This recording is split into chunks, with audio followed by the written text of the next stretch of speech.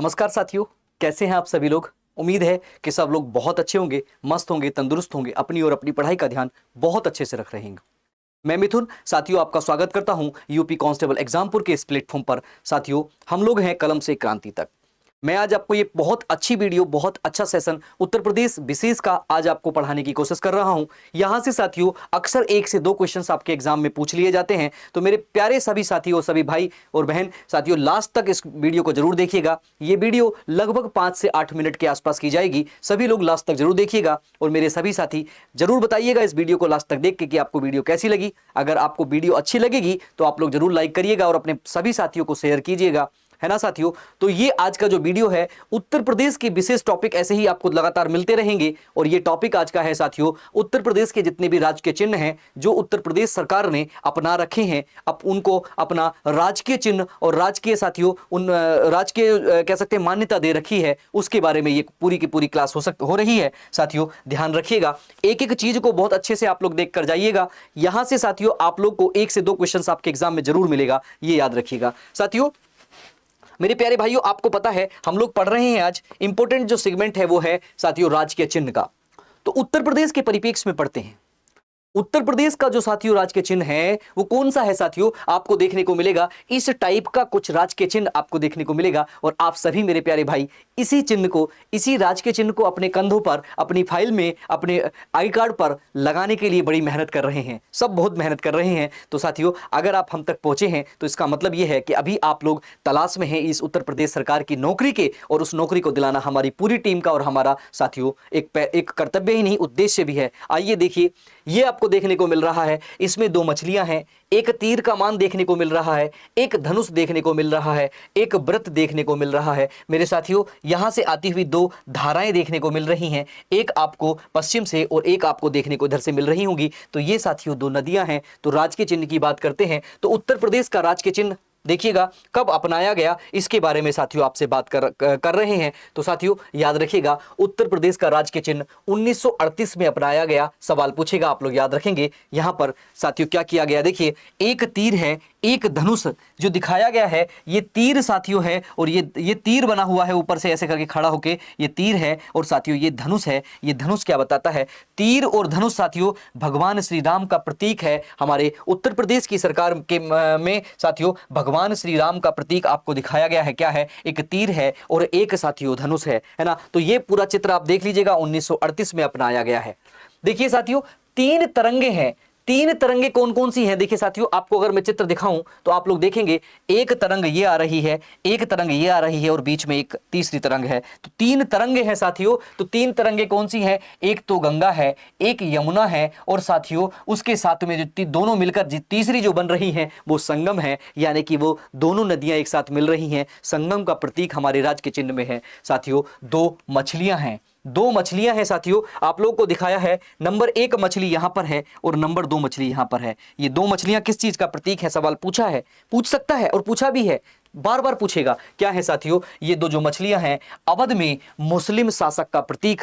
अवध यानी कि उत्तर प्रदेश का नाम आपको पता ही है, पश्चिम प्रांत अवध एंड आगरा और पश्चिमी प्रांत, और फिर उसके बाद अवध और उसके बाद संयुक्त प्रांत और उसके बाद उत्तर प्रदेश रखा गया। साथियों याद रखिएगा, अवध में मुस्लिम शासकों का प्रतीक ये 2 मछलियां हैं। इस तक साथियों याद रखिएगा। अगली बात करते हैं मेरे प्यारे साथियों, राजकीय की बात करते हैं। तो राजकीय पशु साथियों, राजकीय पशु आपको देखने को मिलेगा। क्या है, तो मेरे प्यारे सभी साथी जानते होंगे राजकीय पशु है बारहसिंगा। बस इतना होता है और काम खत्म नहीं मेरे प्यारे साथियों। आपको ये इस टाइप का साथियों स्वैप डियर देखने को मिलेगा। स्वैप डियर इसको बोलते हैं साथियों।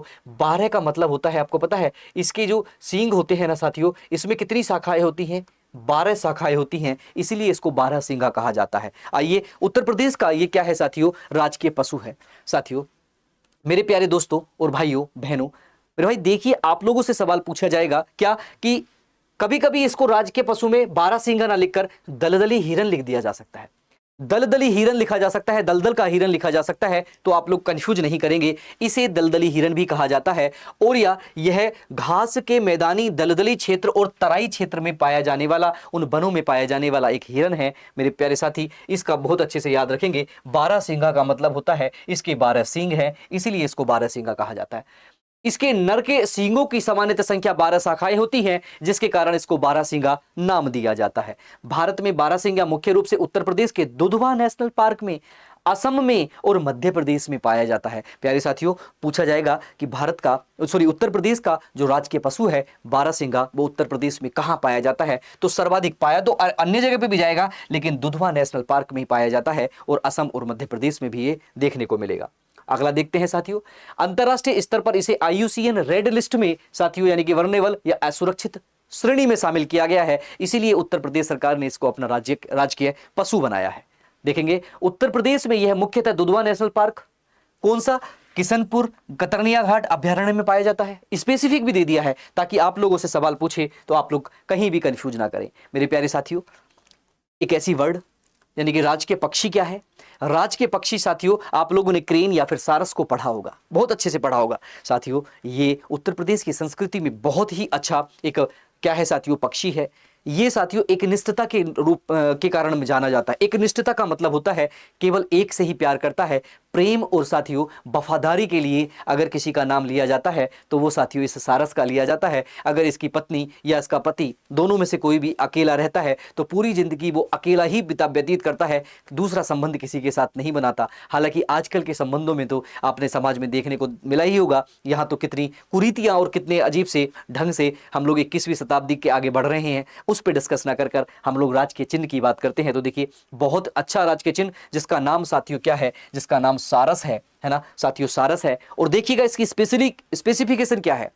भाई कोई भी सरकार ऐसे ही राज्य के पशु घोषित नहीं करेगी, ऐसे ही राज्य के पक्षी घोषित नहीं करेगी, कुछ ना कुछ स्पेसिफिकेशन होगा तभी उसको अपने आप अपना संरक्षण देकर उसको बढ़ावा देगी। तो ऐसे ही उत्तर प्रदेश सरकार सारस को बढ़ावा दे रही है। क्यों साथियों, यह दुनिया की सबसे ऊंची उड़ान भरने वाला पक्षी प्रजाति का एक पक्षी है साथियों। दुनिया की सबसे ऊंची उड़ान भरने वाला एक जो पक्षी की प्रजाति है उसमें आपका सारस आता है या क्रेन आता है साथियों। लंबाई लगभग 5 से 6 फीट होती है। इसको सारस या हंस भी बोलते हैं, कुछ कुछ अलग अलग तरीके से वैरायटी में हंस का भी इससे रिलेशन लगाया जाता है। उत्तर प्रदेश में ये बड़ी संख्या में पाया जाता है, इसीलिए साथियों ये आपका उत्तर प्रदेश का राजकीय पक्षी है साथियों। यह अपनी आजन्म एकनिष्ठता के लिए प्रसिद्ध है साथियों, यानी जीवन भर केवल एक साथी के साथ रहता है। आजकल तो साथियों व्हाट्सएप और साथियों इंस्टाग्राम और अन्य अन्य चीज़ों का जमाना चल रहा है कि एकनिष्ठता तो यहाँ पर खोती ही जा रही है। एकनिष्ठ आदमी हो रहा है तो अवसाद का शिकार, बस यही। चलिए, इसे भारतीय संस्कृति में साथियों देखिए, इसे भारतीय संस्कृति में प्रेम और वफादारी का प्रतीक माना जाता है। इसलिए उत्तर प्रदेश सरकार ने राजकीय बर्ड इसको घोषित किया है, पक्षी घोषित किया है। आइएगा साथियों, आप लोगों ने बड़ी बड़ी बिल्डिंगों में बहुत अच्छे अच्छे लोगों के घर पे जाके देखा होगा, बंगलों में देखा होगा, इस टाइप के कुछ पेड़ आपको खड़े हुए मिलेंगे, इस टाइप के कुछ पेड़ खड़े हुए मिलेंगे। और हाँ साथियों, ये क्या है, ये राजकीय वृक्ष है। उत्तर प्रदेश का राजकीय वृक्ष जो है साथियों, हाँ क्या है, इसको बोलते हैं साथियों अशोक बोलते हैं। क्या बोलते हैं, अशोक। ये बहुत अच्छी शोभा आपके घरों के गेट के आसपास, आपकी दीवार या बाउंड्री के आसपास बनाते हुए मिलेगा। अशोक साथियों क्या है, राजकीय वृक्ष है।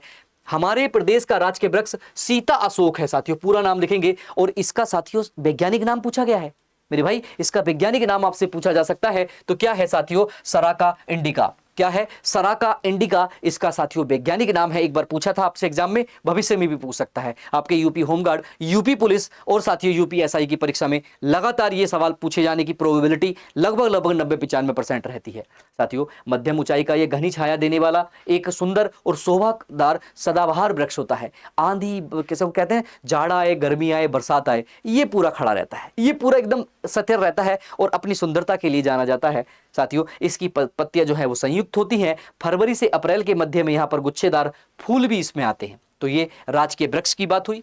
आगे देखते हैं साथियों, सीता अशोक में रक्त प्रदर यानी कि रक्त प्रदर एवं बात व्याधि सख्त के गुण होने के कारण यह वृक्ष औषधि बनाने में भी प्रयुक्त किया जाता है। सीता अशोक का रक्त प्रदर मतलब ब्लड प्रेशर जो होता है, ब्लड प्रेशर की बात कर रहे हैं। और बात व्याधि यानी कि बात कफ और ये जो रोग होते हैं इनके लिए भी बड़ा इंपॉर्टेंट है। अशोक वृक्ष को हिंदू, बौद्ध और जैन धर्म में पवित्र माना जाता है साथियों। कई जगह पर आपने देखा होगा, कई जगह पर पीपल के पत्तों को नहीं पूजा, पीपल के पेड़ को पूजा जाता है, पीपल के पत्तों को नहीं पूजा जाता। आम के पत्तों को पूजा जाता है और अशोक के पत्तों को पूजा जाता है, क्योंकि हिंदू, जैन और बौद्ध धर्म में इसको पवित्र माना जाता है। और भारत का उत्तर प्रदेश राज्य का साथियों राजकीय क्या है, ये वृक्ष है। यह वृक्ष क्या है, लेग्नुमिनोसी कुल और क्या है, सीजल पिनिएसी, सीजल पिनिएसी उपकुल से संबंधित है साथियों। ये भी आपसे पूछा जा सकता है। लेग्नुमिनोसी ये भी पूछा जा सकता है, इसका रासायनिक नाम या किस कुल का ये वृक्ष है। तो मैंने दोनों ही लिखे हैं, आप लोग को याद रखना होगा। आगे देखते हैं साथियों, अगर हमने वृक्ष की बात करी है तो पुष्प की बात भी करेंगे। तो राजकीय पुष्प उत्तर प्रदेश का क्या है साथियों, पलास है। और पलास देखा, गुच्छेदार ऐसे फूल निकलते हैं, बड़े जबरदस्त लाल फूल होते हैं, अगर आपने देखे हो तो। उत्तर प्रदेश के पलास जो है राजकीय पुष्प है साथियों। पलास को वन अग्नि के वृक्ष के नाम से जाना जाता है। सवाल पूछा गया है, इंपॉर्टेंट है, पीवाईक्यू में पूछा है साथियों। क्या है कि भैया वन अग्नि क्यों, क्योंकि ये जब खिलता है ना साथियों तो ऐसे लगता है, अगर दूर से देखेंगे तो ये पीले पीले लाल लाल फूल होते हैं, ऐसा लगता है आग लग रही है, पेड़ पे आग लग रही है, क्योंकि फूल ही फूल नजर आते हैं और कुछ नजर नहीं आता। इसलिए वन अग्नि के वृक्ष के नाम से जाना जाता है, कहा जाता है, क्योंकि इसके फूल गहरे लाल और नारंगी रंग के होते हैं, जो पेड़ पर बसंत ऋतु में आग जैसे चमकते हैं, बसंत ऋतु में आग जैसे चमकते हैं। और साथियों इन फूलों को, साथियों इन फूलों के प्राकृतिक रंग बनाए जाते थे। हमारे पहले के जो लोग थे वो प्राकृतिक रंग बनाते थे। इसे कई जगह पर ढाक भी कहते हैं, ढाक, इसे कई जगह पर ढाक कहते हैं। क्या किंसुक बोलते भी कहा जाता है, सवाल पूछेगा, आप लोग याद रखिएगा। यह मध्यम आकार का पर्णपाती वृक्ष होता है, यह फैबोसी कुल का है। ये कुल भी आपसे पूछा जा सकता है। मैंने साथियों आपसे सवाल, ये राज के चिन्ह का एक एक अंदर तक का सवाल आपको बता दिया है। प्राचीन काल में इसे होली के रंग तैयार किए जाते थे। प्राचीन काल में होली के रंग पलास के फूलों से तैयार किए जाते थे। इको फ्रेंडली होली, इन्वायरमेंट को नुकसान पहुंचाए बिना होली खेली जाती थी। आयुर्वेद में पलास के फूल, छाल और बीज औषधि के कारण काम भी आते हैं साथियों। हमारे जो आयुर्वेद है या हमारे जो प्राचीन काल है, हर चीज बड़ी इंपॉर्टेंट होती थी। अगला देखते हैं, राजकीय मछली की बात करते हैं। राजकीय मछली उत्तर प्रदेश की क्या है साथियों, चीतला है। चीतला मछली आप लोगों को देखने को मिलेगा, आपने देखी भी होंगी जो लोग, है ना, हालांकि नहीं कहना चाहिए, जो लोग नहीं होंगे उनकी बात करें। चीतला मछली है साथियों, है ना, चीतला मछली या मोही या फेदर बैक इसको बोला जाता है। इसका रासायनिक नाम या इसका वैज्ञानिक नाम भी आप लोग याद रखेंगे। अगला, इसका शरीर चांदी जैसा होता है, दिख रहा है चांदी जैसा, इसका शरीर चांदी जैसा चमकीला होता है और शरीर के पिछले हिस्से पर काले गोल गोल धब्बे होते हैं। ये देख रहे हैं, काले गोल गोल धब्बे होते हैं, ऐसे करके काले गोल गोल पिछले हिस्से पे धब्बे होते हैं। ये देखिए, ये धब्बे हैं, काले गोल गोल धब्बे होते हैं, इसका याद रखेंगे। आगे देखते हैं, अगला देखते हैं मेरे प्यारे साथियों। अगर हम बात करें आगे की, तो राजकीय जलीय जीव क्या है साथियों, तो राजकीय जलीय जीव आपको देखने को मिलेगा क्या साथियों, गंगे, क्या मिलेगा साथियों, गंगे डॉल्फिन साथियों आपको देखने को मिलेगा। डॉल्फिन साथियों क्या है, राजकीय जलीय जीव है उत्तर प्रदेश का, गंगे डॉल्फिन। गंगा की जो डॉल्फिन है साथियों वो राजकीय जलीय जीव घोषित किया गया है, याद रखिएगा। 5 अक्टूबर 2009 को साथियों करा गया है। और ये 5 अक्टूबर साथियों गंगा डॉल्फिन, है ना, क्या साथियों, ये 5 अक्टूबर को डॉल्फिन डे भी बनाया जाता है। डॉल्फिन डे साथियों बनाया जाता है, डे या फिर दिवस बनाया जाता है। और साथियों राजकीय खेल की बात करें तो हॉकी साथियों, एक लड़की दिखाई दे रही है हॉकी खेलती हुई, तो राजकीय खेल जो है उत्तर प्रदेश का हॉकी है मेरे प्यारे साथियों। अगर मैं बात करूं, है ना, अगर मैं बात करूं यहां पर, है ना, देखिए इसकी बारे में बात कर रहे हैं, चीतल मछली के बारे में हम लोग बात कर रहे हैं। चीतल मछली के बारे में चपटा आकर्षक होता है, सब चीज बता दी है मैंने, है ना। इस चीतला मछली के बारे में सब सारी चीजें मैंने बता दी है। अगर मैं प्यारे साथियों बात करूं किसकी, है ना, देखिए 2 चीजें और बतानी है।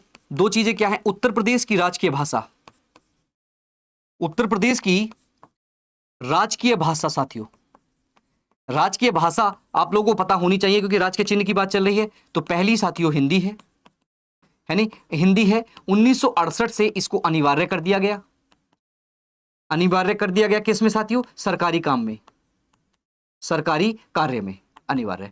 दूसरी साथियों क्या है, उर्दू है, उर्दू है।